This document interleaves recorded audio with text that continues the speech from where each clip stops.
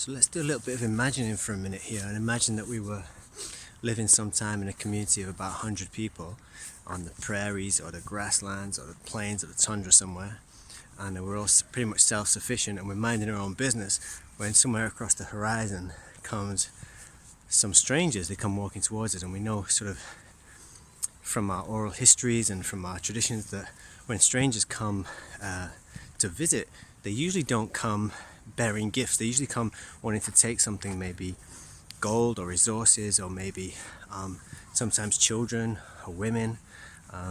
They never come in goodwill, so we're a little bit wary when we see these people coming over the horizon, and they come towards us, and as it turns out, one of them's a computer salesman. One of them's like an aristocratic English clown with blonde hair, and another one is an orange guy who promises the world and delivers not quite the world, and then also another guy whose irises have recently turned black and he's got an earpiece in his ear telling him what to do.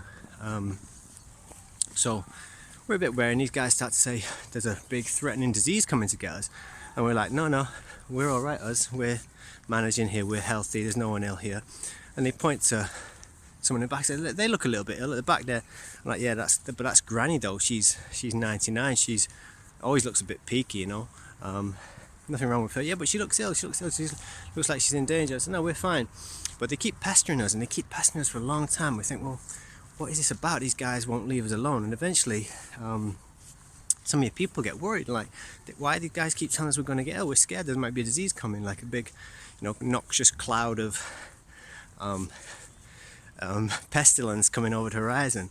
And so they start to take them to one side, and the guys say, no, if you want to stay clear of this cloud of pestilence, what you have to do is you have to all go back into stay out of the sunshine, leave all the things that are fun behind. You can't, none of this dancing around campfires and singing and howling at the moon and things like this. No cave painting going on. You have to sort of stay in your wigwams, stay in your igloos, stay in your caves, and don't come out for a year. And the people start to take, and there's a few of you thinking this is a bit suspect, but a lot of your community starts to take them up on it and lock themselves away and think this is a strange bloody predicament. So at the end of this, they promise to give you some snake oil that will keep you safe from all the disease forever. And you're thinking, well, hang on a minute, I remember these guys. There's a few of you in your community of 100 people. I remember these guys. These are the ones who destroyed that tribe before. They left them all bloodied and murdered and dismembered, and they harmed those other people before. And the guys, your visitors, start to say, oh no, that's not us, nothing to do with us. We're coming in the name of medicine now. We call ourselves Big Pharma, and our snake oil is going to be just fine. No, I remember you guys. You've had to pay out billions in compensation because you've injured children in the past. And they say, oh no, that wasn't us. And anyway, that's not going to happen this time because we're indemnified. So that you're pretty suspect. You go around and you try and speak to your people who've all like secreted themselves into their homes and their wigwams and their caves and stuff. And the four guys get their heavies in between you, and you can't actually speak to the people that used to be your neighbours and friends and family. You can't actually get to them because they're putting their hired goons in the way. And then when you do try and speak, they sort of muzzle you, and they call them muzzling. And you're like trying to speak to them.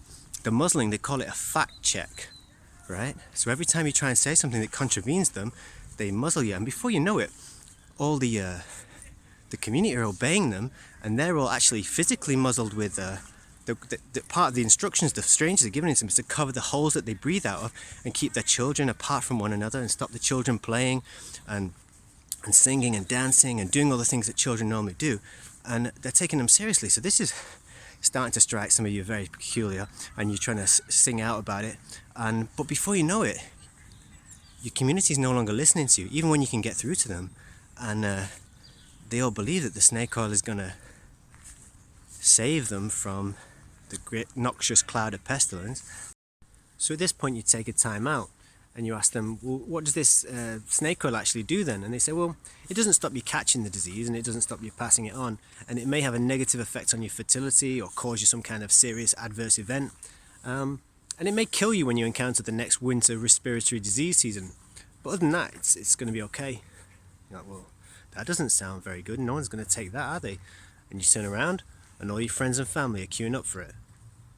And it starts to stagger you, and it starts to be beyond your comprehension how this can be the case, that all the people that you normally trusted and all the bonds that you normally had with your family and friends and your neighbours have all been broken, and for some bizarre reason they're trusting the stranger from outside above your own community.